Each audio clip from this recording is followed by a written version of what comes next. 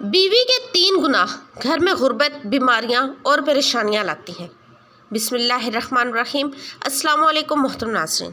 अगर औरत चाहे तो घर को जन्नत भी बना सकती है और दोज़ख भी।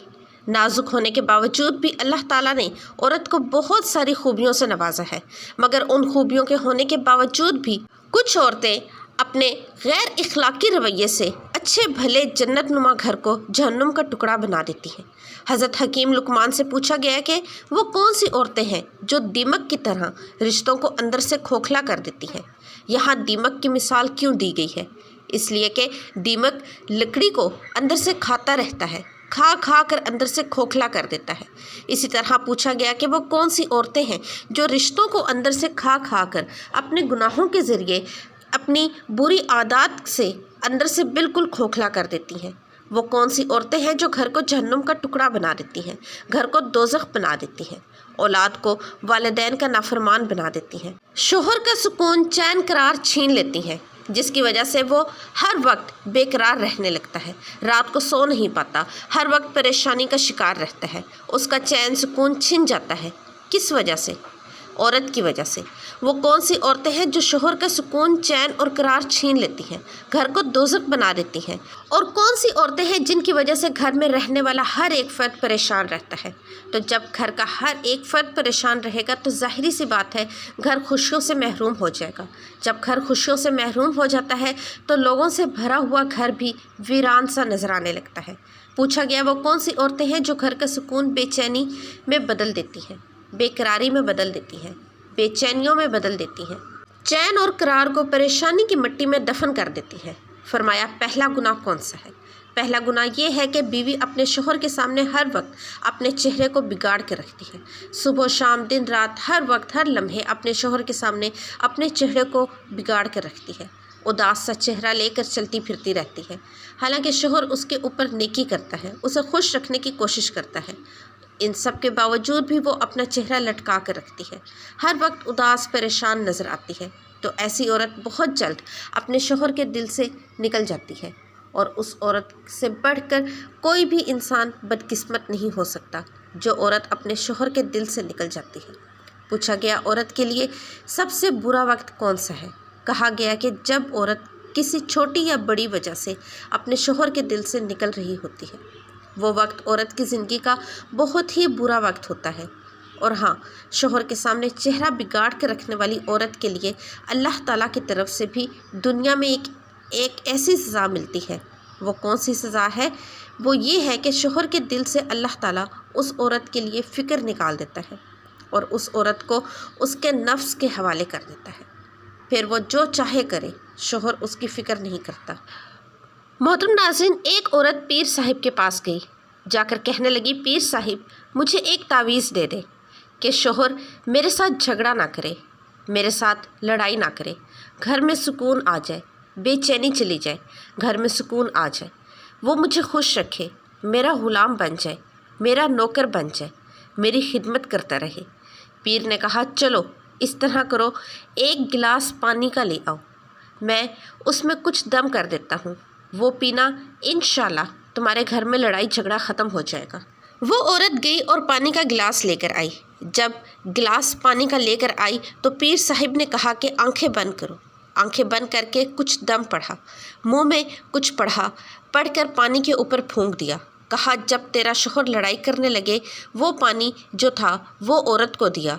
औरत को देते हुए कहा, जब तेरा शोहर लड़ाई करने लगे, झगड़ा करने लगे, कुछ कहने लगे, बोलने लगे, तो जल्दी से पानी उठाना, मुंह में एक घूंट भर कर बैठ जाना, मुंह बंद कर देना, और ख़बरदार ख्याल करना कि एक कतरा भी हलक से नीचे ना जाए, एक कतरा भी हलक से नीचे नहीं जाना चाहिए।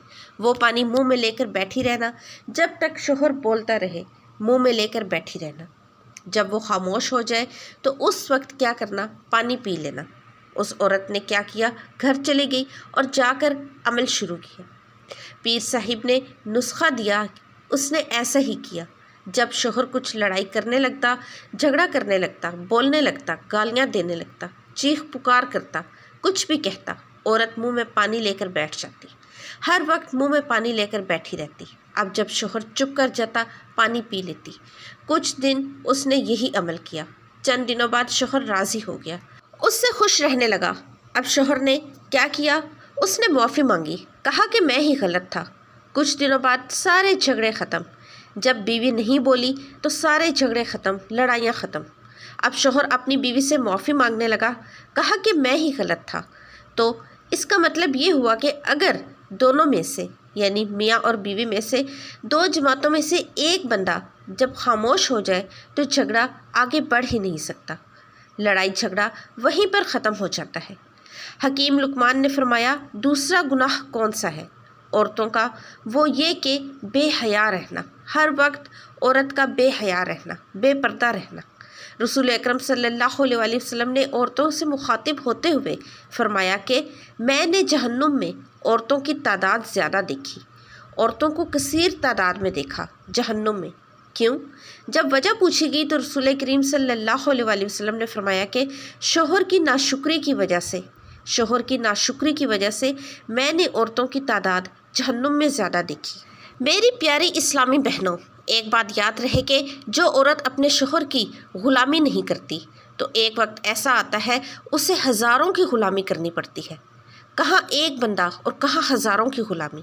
آج اگر کسی عورت سے، بے پردہ عورت سے پوچھا جائے کہ تو پردہ کیوں نہیں کرتی، تو اپنا جسم کیوں نہیں ڈھانپتی، تو چہرے پر حجاب کیوں نہیں کرتی، تو جواب کیا ملتا ہے؟ لوگوں کی وجہ سے، رشتہ داروں کی وجہ سے۔ تو مطلب یہ ہے کہ اس نے ایک اللہ کی غلامی چھوڑ کر لوگوں کی غلامی شروع کر دی، وہ لوگوں کی غلام بن چکی ہے، لوگوں کی غلامی کرنے لگی ہے۔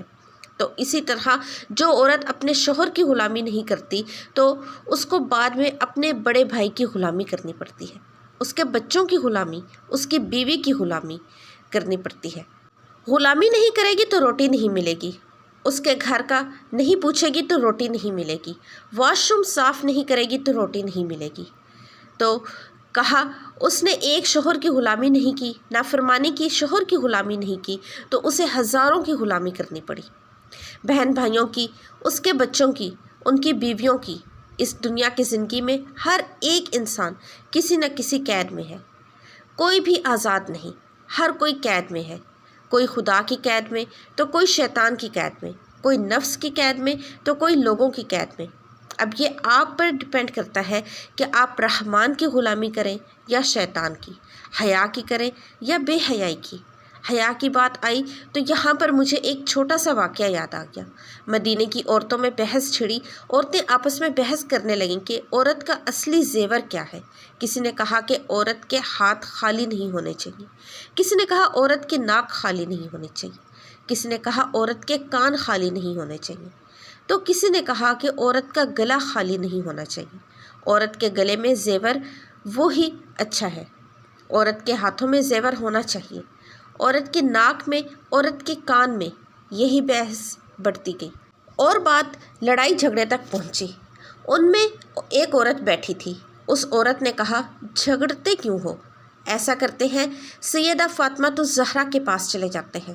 تو وہ عورتیں اٹھیں، سیدہ فاطمہ الزہرا کے پاس گئیں، جا کر کہنے لگیں ہم نے ایک سوال کیا تھا کہ عورت کا اصلی زیور کیا ہے، تو یہ کہتی ہیں ہاتھ خالی نہیں ہونے چاہیے، یہ کہتی ہیں ناک خالی نہیں ہونی چاہیے، یہ کہتی ہیں کان خالی نہیں ہونے چاہیے، یہ کہتی ہیں گلا خالی نہیں ہونی چاہیے، یہی زیور ہے۔